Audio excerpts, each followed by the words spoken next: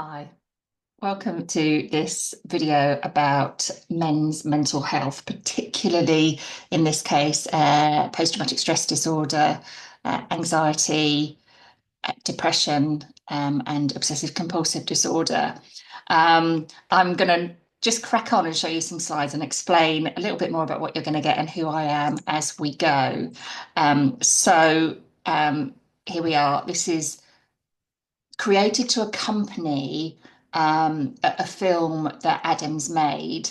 And this is part of a series of lived experience films that we've been recording with the support of Wiltshire Council. The logo is on this screen because Wiltshire Council supported the creation of these that are going to be freely accessible, particularly to people in Wiltshire, but currently anybody who wants to access them. And Open Minds Mental Health.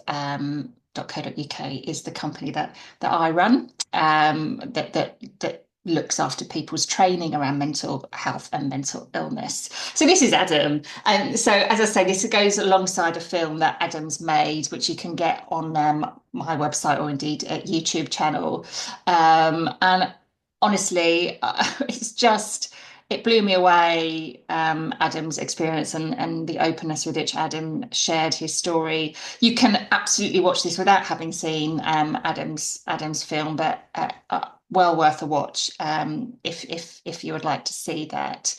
So yeah, so we are going to talk about this is sort of bringing together really the learning that Adam shared while we had this conversation, this lived experience conversation, that we created to share with others.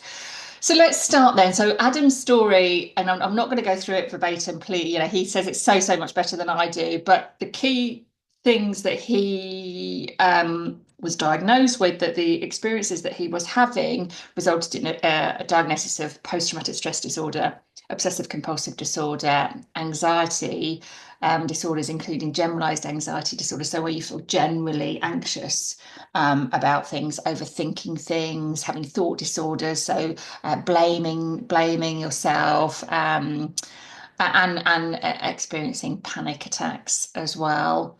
Um, and Adam was experiencing also depression amongst all of that. So I had an awful lot going on. And what brought Adam to the point of getting a diagnosis? The signs that Adam was experiencing were not at all uncommon for people who are experiencing mental health challenges or mental illness. So he was experiencing disturbed sleep. So he was, for a long time, had only been getting 3 or 4 hours a night of sleep. He was beginning to be more and more irrational. So he was really blaming himself for things and making quite big decisions, like deciding overnight to sort of give up his job, um, believing that he had been the cause of his wife having a period of being unwell. So was showing more signs of being irrational, and catastrophizing alongside that, you know, thinking that you know, potentially killed his wife and their unborn child because of a meal that he had made, which was, you know, absolutely nothing to do with the condition that his wife was experiencing. It was impacting on his close relationships. So he talks a bit about his friendships, and how they sort of pick up and drop friendships. So sustained friendships were strained. I've put their inability to stop work. I don't really mean that. I meant inability to work. So it got to the point where Adam wasn't well enough to work. He had periods of being quite obsessive about cleaning. And I think one of the interesting things that Adam talks about is that a number of the things that were happening for him, he thought actually were quite positive and didn't see them as a problem. So, you know, having a clean house, you know, no big deal about that. He found himself spending days in bed, which he would just sort of explain by feeling that it was just catching up on the lack of sleep that he had been generally experiencing. So didn't relate those things to potential signs of mental illness, and friendships. As I said, struggling to sustain, or ongoing friendships. Adam also talked quite a lot about memory loss, or sort of losing a sense of time, having periods of time now on reflection that he only really remembers through other people telling him of them. And I think that's not an uncommon thing, having when you're really unwell to lose that sort of sense of time. And I think that connected to this feeling of being lost. Um, Adam talks a lot about masking, um, and that was part of him not being able to be open about the way that he was feeling, because whether or not it was conscious isn't entirely clear, but that Adams put an awful lot of energy into being the version of himself that people saw. So you're very, very successful at work, great marriage. Um, And so masking can make it incredibly difficult for people around you to pick up on the signs that things might not be okay. And Adam was certainly at the point where he was feeling suicidal. Um, Not to the point, in his case, I don't think, about wanting to act on those thoughts, but certainly being frightened of the fact that he was having those thoughts and how powerful those thoughts were. And then this last one changed. So one of the things we talk about in our mental health first aid training um, is that a key thing that can help us help other people or indeed ourselves is to identify when things change for people. So, if someone generally sleeps well and then has a period of time of not being able to sleep, or is generally quite engaged and then becomes quite withdrawn, doesn't engage in conversations, maybe doesn't respond to WhatsApps or emails or whatever. But it was really interesting with what Adam was talking about, because in his case, these symptoms had been going on for a long time. And so for him, it they didn't really present as a big change. But for Adam, there were things in his life that happened that clearly created a point at which he couldn't mask and cope with the sorts of symptoms he was having, that later prove themselves to be symptoms of a mental health condition. So these are the sorts of signs that you might see in someone, or you might experience. And I guess a lesson here is that change is a big definer, or certainly a big instigator of us feeling like we might want to check in on someone and check that someone's okay. But actually, maybe if, maybe these things have been around for a long time. So if you are seeing things that seem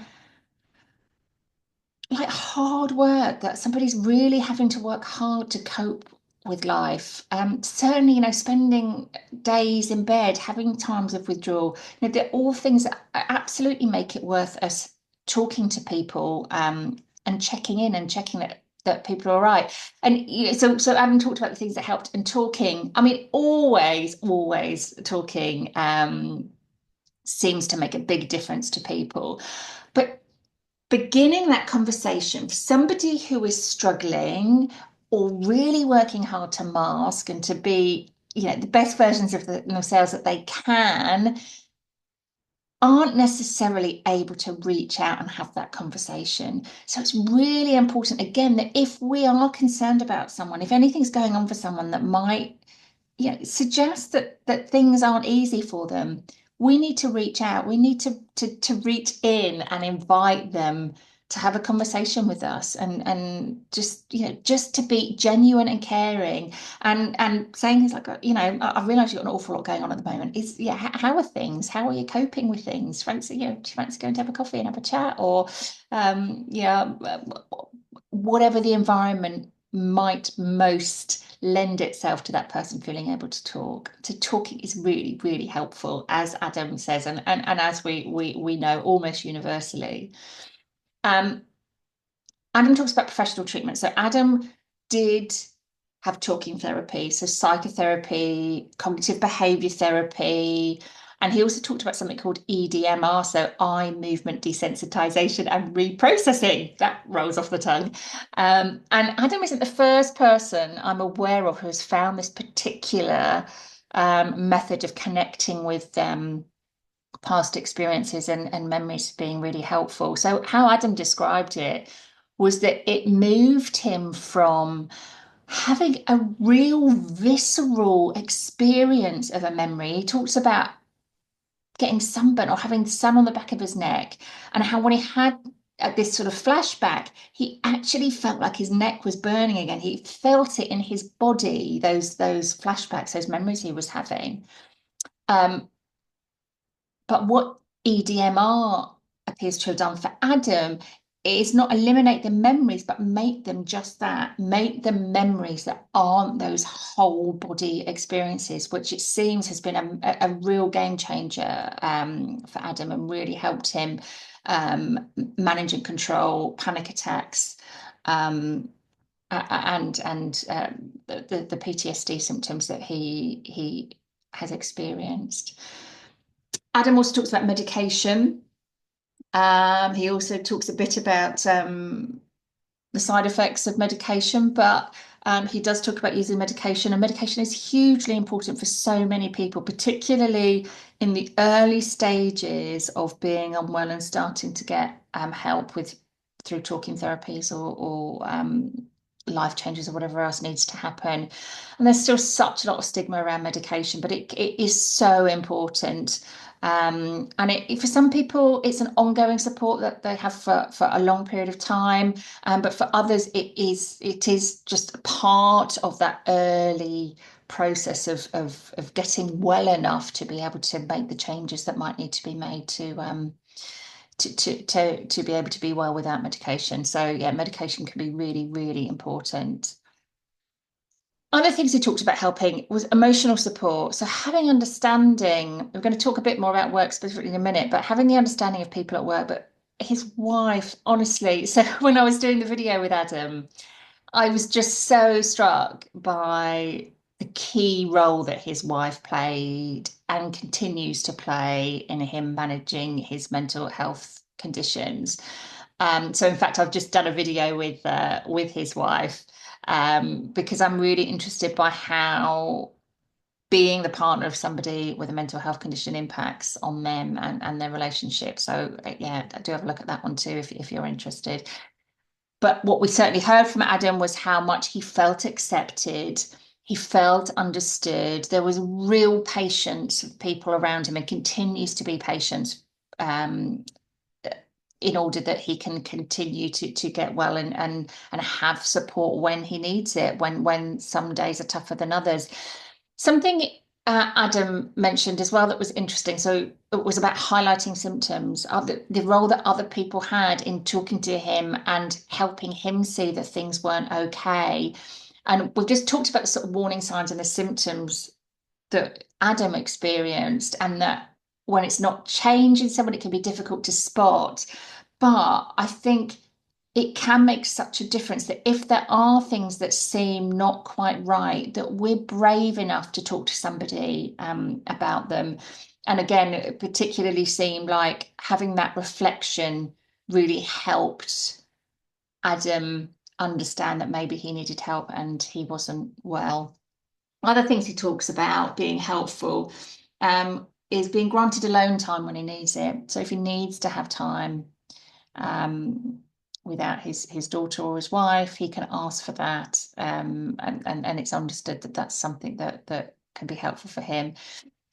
He joined a football club, and I sort of found out a little bit more when I spoke to his wife earlier that it was a football club specifically for men who experience mental health issues, and it seems that that's been a real lifeline for him. I got going for a drive there. So, helping people in terms of just being out and about and having conversations sometimes in the car rather than an intense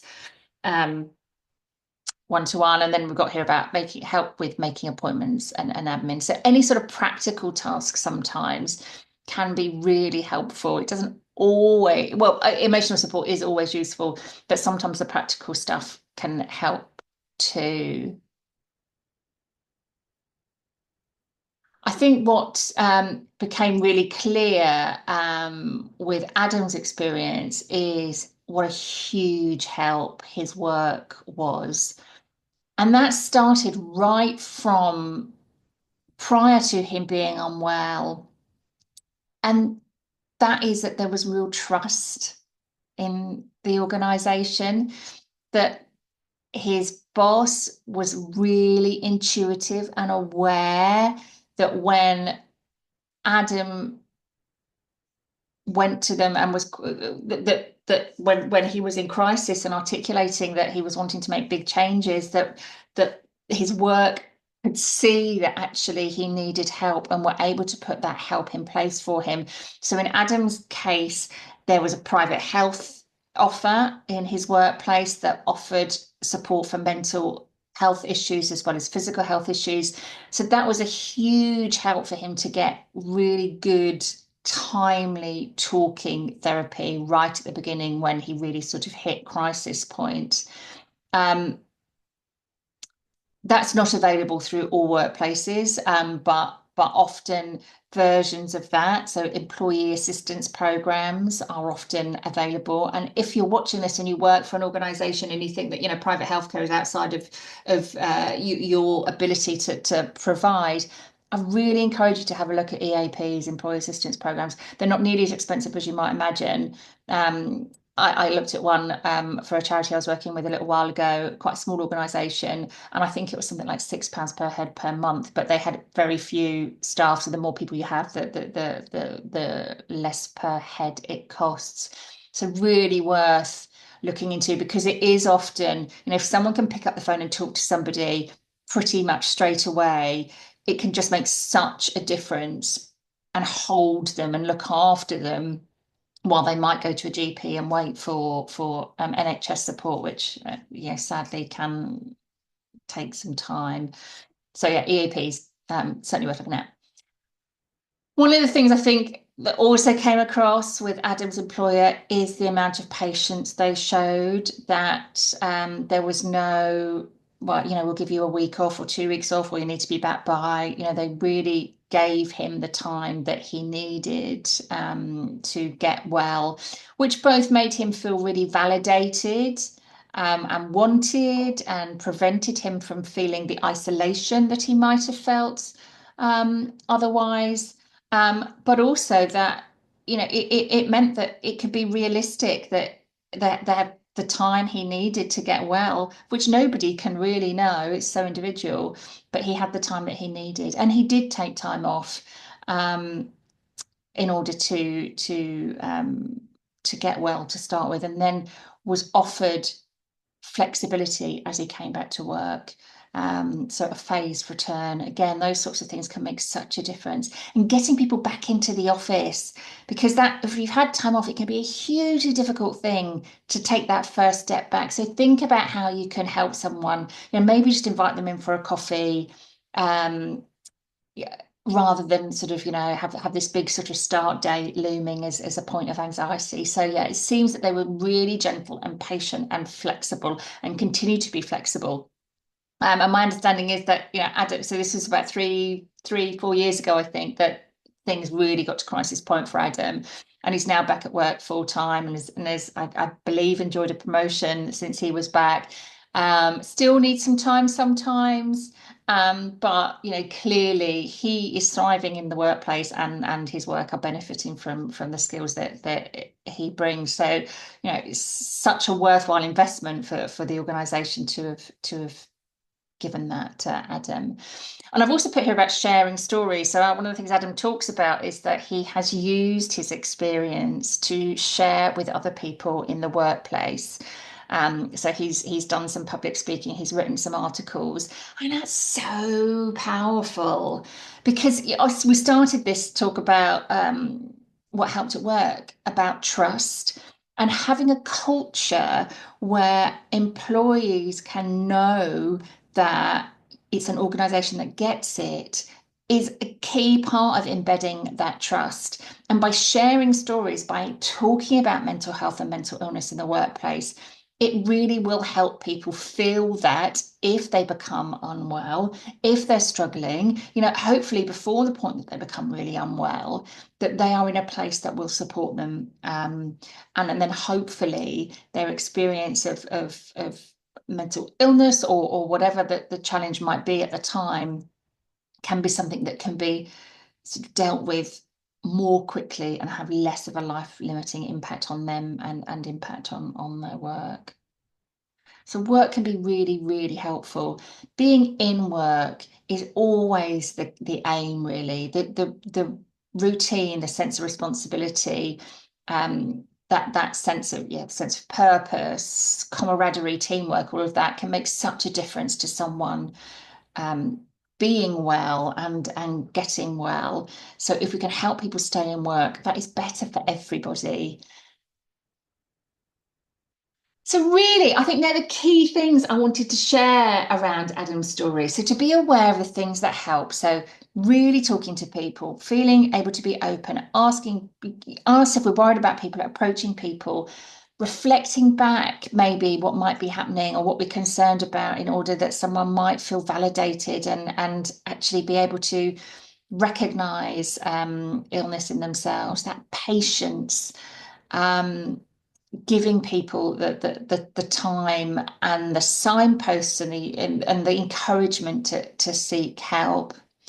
So in terms of what's next, if this feels helpful, please share it. Share it with colleagues, families, friends. What I've done is I've chaptered Adam's film, so you don't have to watch all of it. You can just watch the bits that feel pertinent to you or indeed to colleagues. And get in touch with me if you want to think about training in your organisation. So we do a half day, a 1 day, a 2 day. We can do talks. I have some amazing coaching colleagues that can make a real difference to helping people work through issues that they might have. Or if you want to think about your policies or procedures, get in touch with me if any of this resonates and you feel like there's anything I might be able to help with. Um, in terms of signposts and things that are really worth you being aware of, both for yourselves and please do be careful, having listened to me talk. We've talked about some things that might be triggering for you. There might be things that you've experienced or are experiencing. So please do take care of yourselves. And remember these help organisations. So Samaritans, if you're in crisis, absolutely call them, email them. Shout is a really fantastic 24-hour text support service. So if you feel that you need help in the middle of the night or somebody does, a great source of support there. I've also put Minds website, so a really good site for men and women who are experiencing mental health issues. But Hub of Hope, if you've not come across it, is really helpful as well. So that's basically it's a website and an app, so you can have it on your phone or on your computer, and you can put your postcode in it, and then you can put the issue that you're concerned about. So it might be bereavement or PTSD or depression or whatever, and they will bring up the organisations starting from what's most local to you. That are out there that can help those particular situations. So if you need support or you want to help someone else find support, Hub of Hope is a really useful tool. So yeah, I just wanted to share those in case any of those might be helpful for you. But that's it. I'll stop. Do please look after yourselves, as I say. Generally, you need to be looking after yourselves. But particularly if you're looking at this because you're experiencing a particular challenge yourself or with someone else at the moment, please do take care of yourselves. Hope that's helpful. Please do get in touch if there's anything else I can help with. Take care.